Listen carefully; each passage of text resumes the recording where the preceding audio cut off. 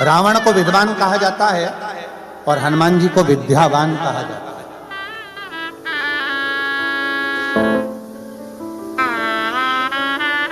दो शब्द हैं, रावण को विद्वान कहा जा रहा है और हनुमान जी महाराज को विद्यावान कहा जा रहा है। हनुमान चालीसा के अंतर्गत आता है विद्यावान गुणी अति चातुर।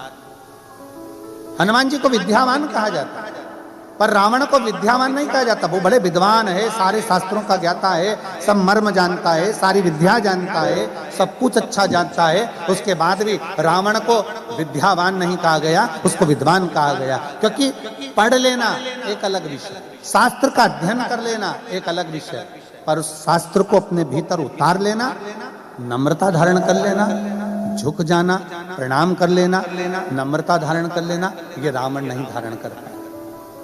ये धारण था श्री हनुमान जी महाराज। और विद्यावान गुणी अति चातुर, राम काज करिबे को आतुरे।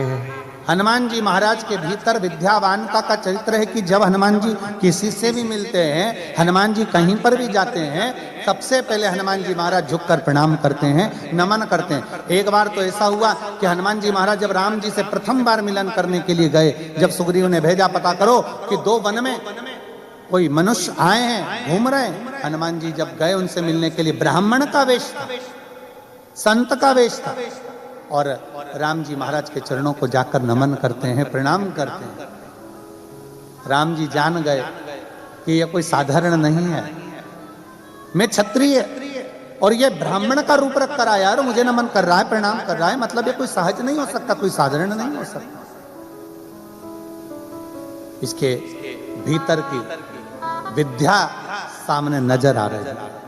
विद्वान तो कोई भी बन सकता है, बहुत अध्ययन कर लीजिए, बहुत पढ़ लीजिए, बहुत शास्त्र पढ़ लीजिए, बहुत अध्ययन कर लीजिए, विद्वान कोई भी बन जाएगा, खूब आगे बढ़ जाओगे, विद्वत्ता आ जाएगी। पर विद्यावान बनना कठिन है, क्योंकि विद्यावान का सबसे बड़ा लक्षण है कि अपने बड़ों के आगे, अपने आदरणीयों के आगे, अपने गुरुजन के आगे, सत्कारियों के आगे हाथ जोड़कर झुककर प्रणाम कर लेना, ये विद्वत्ता होना चाहिए, ये विद्वत्ता होना चाहिए। इसी को नम्रता कहते हैं, इसी को सहजता कहते हैं। और मैंने तेरे ही भरोसे बाबा, तेरे ही भरोसे। आप लोग कथा में बैठे हो, पर आप लोगों आस्था चैनल के माध्यम से जितना जितना आपको याद है उतना उतना साथ में बोलना भी है। संकोच वश मत बैठना कि पास वाला ताली नहीं बजा रहा है तो मैं कैसे बजा। संकोच वश मत बैठना कि पास वाला नहीं बोल रहा था हम कैसे बोले। ये तो 3 दिन बाबा आपके पास में है और आप बाबा के पास में हो। अपने बाप से मिलने के लिए आप आए हो और आपका बाप अपनी बेटियों से मिलने के लिए, बेटों से मिलने के लिए आया है। तो ये भाव लेकर शिव कथा एक माता पिता के तुल्य है। और मैंने तेरे ही भरोसे बाबा, तेरे ही भरोसे हवा बिच उड़ती जावांगी बाबा, डोर हथो छड़ी ना में कटी जावांगी। भोले मैं तेरी पतंग, शंभू मैं तेरी पतंग, हवा विच उड़ती जावांगी। आप चुप रहो, इनकी सुनने दो मुझे।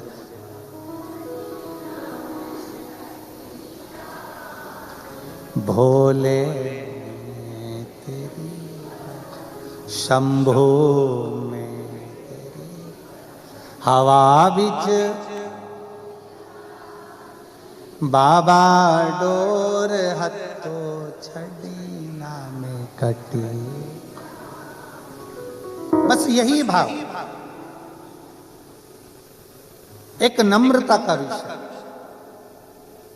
देवराय नाम का ब्राह्मण है, ब्राह्मण कुल में जन्म लेने के बाद भी ब्राह्मण तत्व धारण नहीं करते। उसके भीतर ब्राह्मण तत्व नहीं है, भटक रहा है। ब्राह्मण कुल में जन्म लेने के बाद भी चोरी कर रहा है, ब्राह्मण कुल में जन्म लेने के बाद भी निंदा कर रहा है, ब्राह्मण कुल में जन्म लेने के बाद भी कपट कर रहा है, ब्राह्मण कुल में जन्म लेने के बाद भी छल और छिद्र में डूबा हुआ।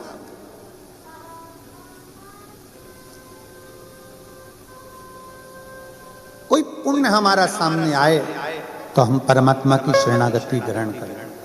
आप लोगों को मालूम होगा आज कितनी तारीख है? जम के बोलो जरा। 9। दिन कौन सा है? सोमवार। तिथि अष्टमी। कितनी किस्मत लेकर आए, तुम विचार कर लो। सोमवार की अष्टमी के दिन कथा सुनो। आज हमारे पूरे भारत के लोग सोमवार की अष्टमी के दिन शंकर जी के मंदिर में जाकर बेलपत्र समर्पित करते हैं। शिव कथा सुनने के लिए पूरा विश्व आज तरसता है कि कैसे भी शिव महापुराण की कथा मिल जाए। और आज दुबई वालों के भाग्य खुल गए जो सोमवार की अष्टमी के दिन 9 तारीख को शिव पुराण मिल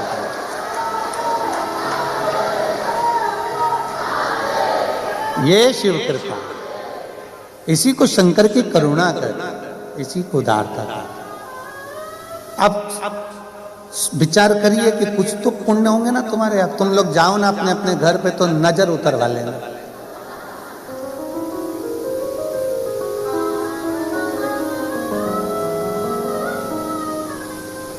कोई तो पुण्य है और बड़ा प्रबल पुण्य है।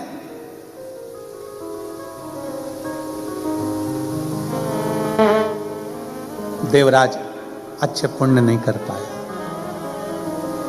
पर देवराज ने भले अच्छे पुण्य ना करे हों, पर देवराज की जो माता थी वो शिव के मंदिर रोज जाती थी।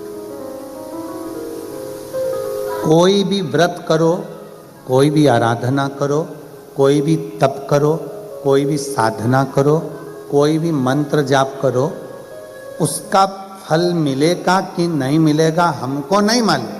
पर शिव महापुराण की विद्येश्वर संहिता कहती है कि शंकर के मंदिर की अगर देहली भी चढ़ गए, या शिव महापुराण की साक्षी में पहुंच गए, या शिव महापुराण की कथा सुनकर कोई निकल कर जा रहा है, उसके मात्र मुख का दर्शन हो जाए तो समझ लेना कि आपके सारे पाप नष्ट हो गए और आप परमात्मा की शरणागति ग्रहण करेंगे।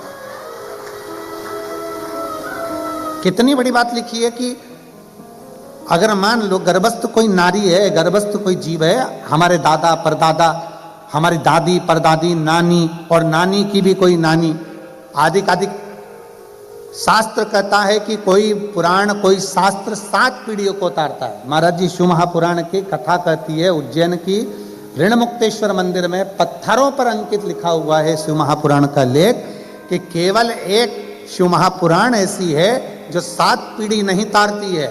शिव महापुराण ऐसी है जो 71 पीढ़ी को पार उतार देती है। महाराज 71 पीढ़ी को पार उतारती है। दादी का पक्ष, नानी का पक्ष, जो बेटा सुन रहा है उसके माँ बाप, उसके दादा दादी, और जो बेटी सुन रही है उसके माँ बाप, उसके दादा दादी और उसके नाना नानी, दोनों पक्ष चलते।